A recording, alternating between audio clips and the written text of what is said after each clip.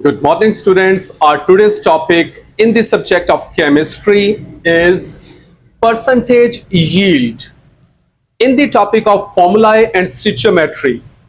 So this is one of the technical topic. A lot of concepts and ideas will be involved in the lecture. A complex one. So concentrate yourself. We are going to start. The quantity of product calculated that is based on the assumption that all the limiting reactant reacts is called the theoretical yield. So the amount which we obtain in the numericals, in the questions, is normally a theoretical yield, which is based on the assumption that all the limiting reactant is consumed. But in reality, the amount of the product actually obtained in a reaction is called the actual yield. The actual yield is always less than the theoretical yield. So remember, the actual yield is always less than the theoretical yield. The amount which normally obtained in the questions is called theoretical yield, which is actually based on the assumption that all the limiting reactant is consumed. But in reality, all the limiting reactant is not consumed. Some of the fraction is always left.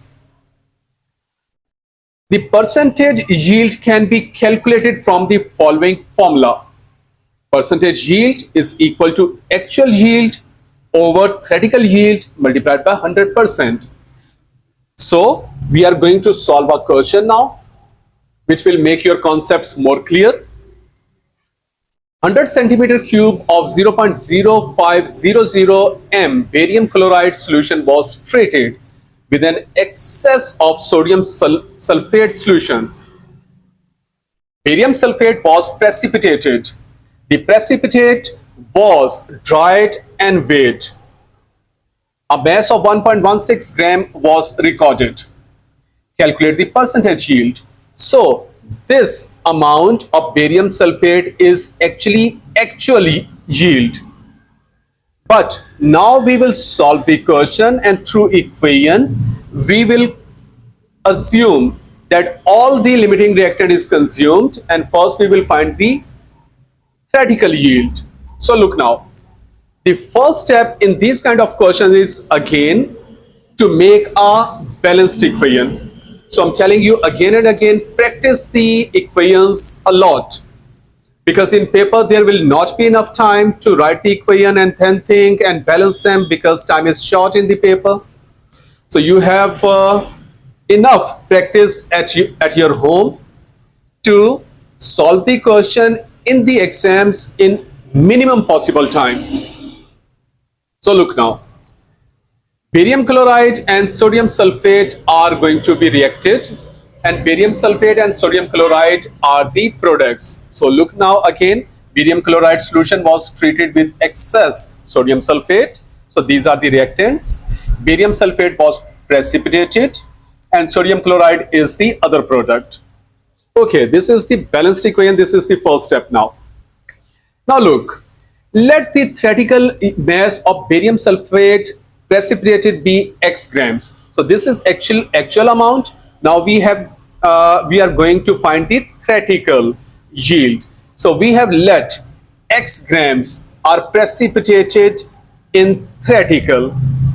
So molar mass of the barium sulfate, that can be found by using the periodic table. So Ba is 137, S is 32, O is 16. There are 4 atoms of the O. So 4 into 16, solve it on the calculator. So this is the molar mass.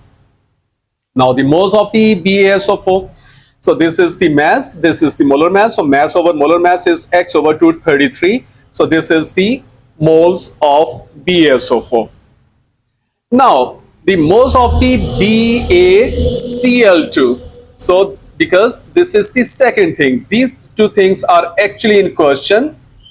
So now the moles of the BaCl2, that is volume is given and molarity is given.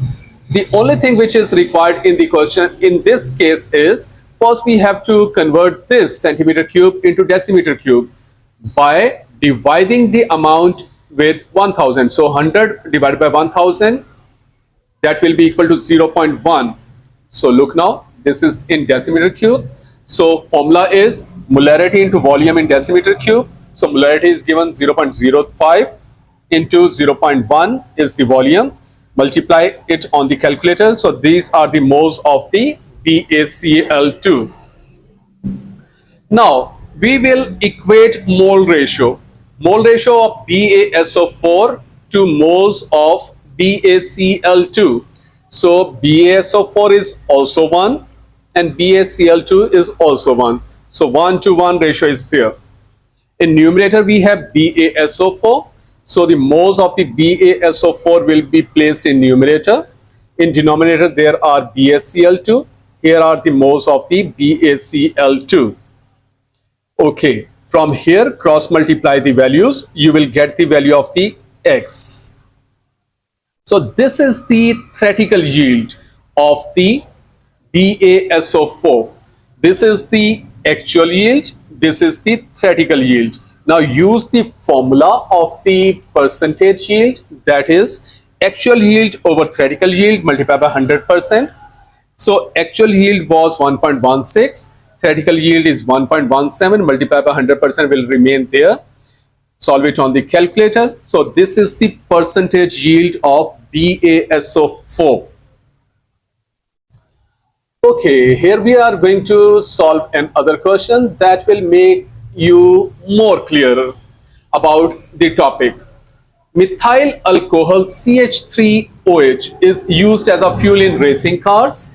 This fuel can be manufactured from the reaction between the gaseous hydrogen and carbon monoxide. So these are the reactants, hydrogen and carbon monoxide. Look here.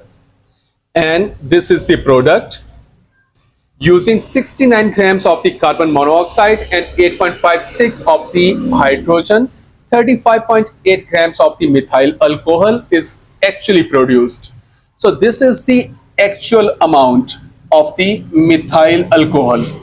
So we are going first to find the theoretical amount of methyl alcohol, and after that we will find the percentage yield.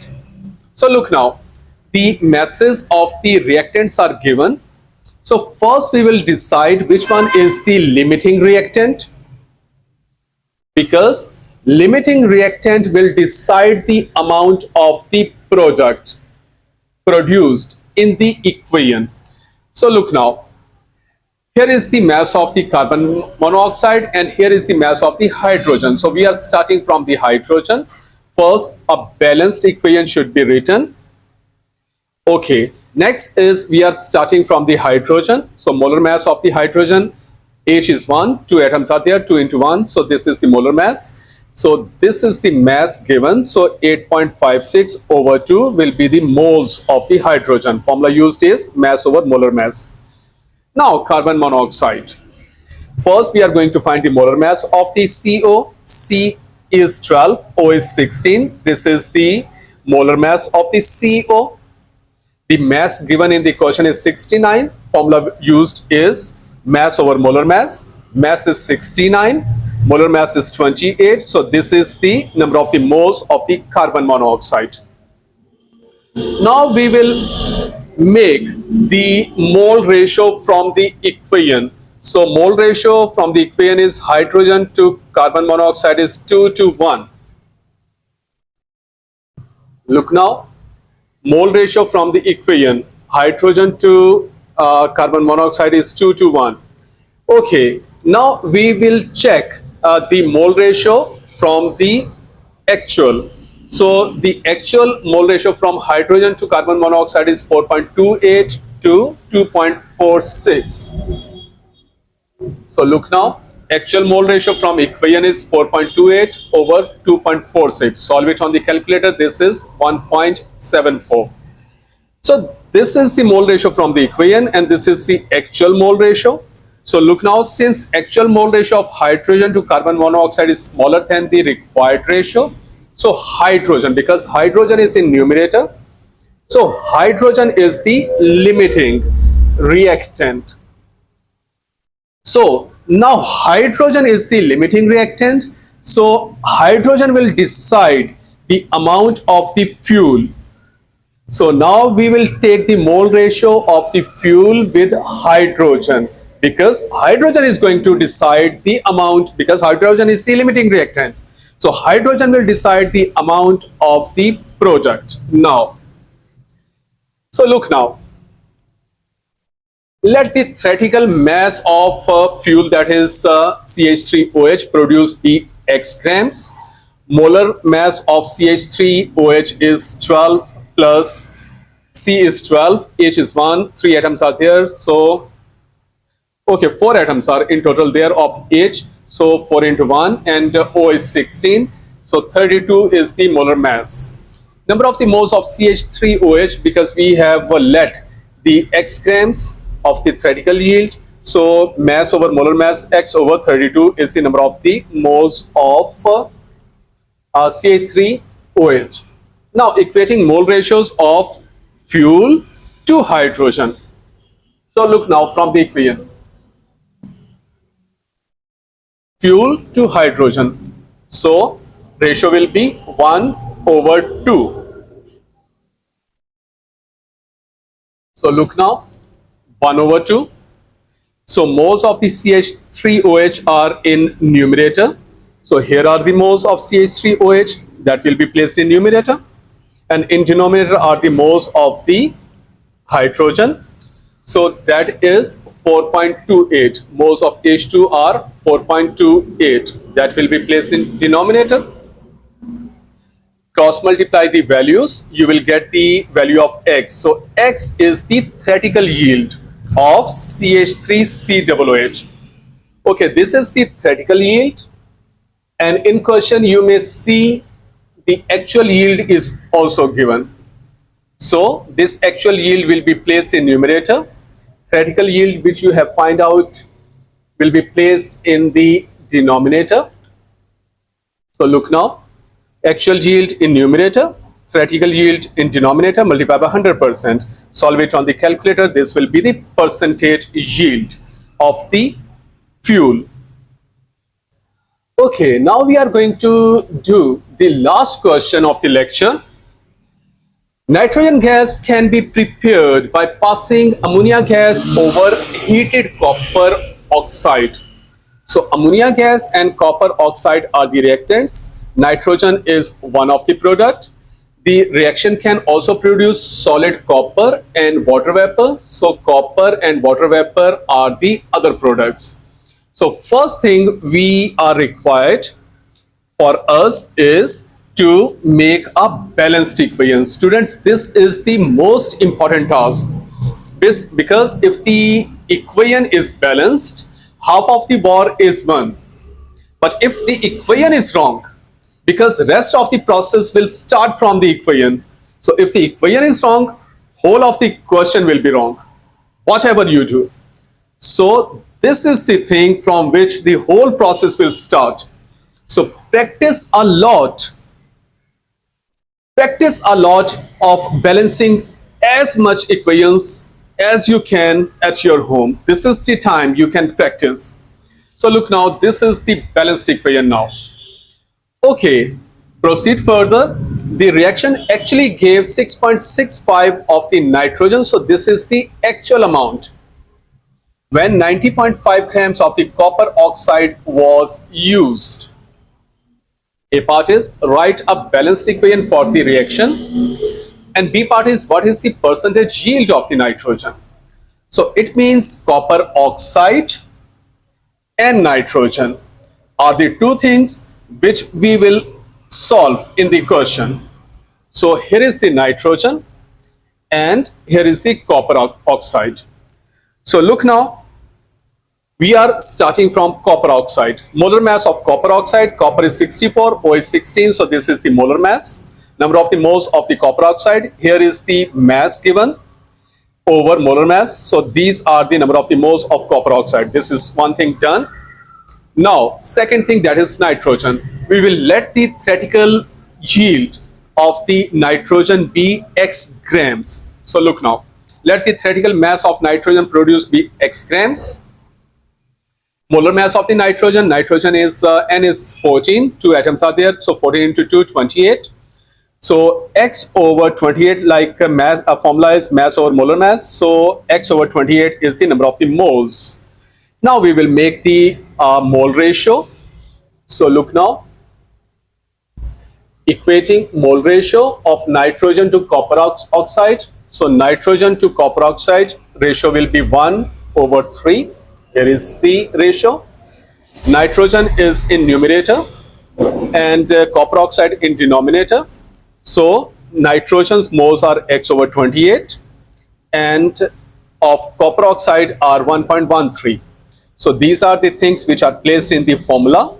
From here, cross multiply the values, you will get the answer of x. So x is theoretical yield of nitrogen. So look now, theoretical yield is obtained and the actual yield was 6.65 grams of nitrogen. So this will be placed in numerator. Theoretical in denominator, multiply by 100% will give you the answer. So look now, percentage yield is actual yield over theoretical yield multiplied by 100%. Actual is placed in numerator.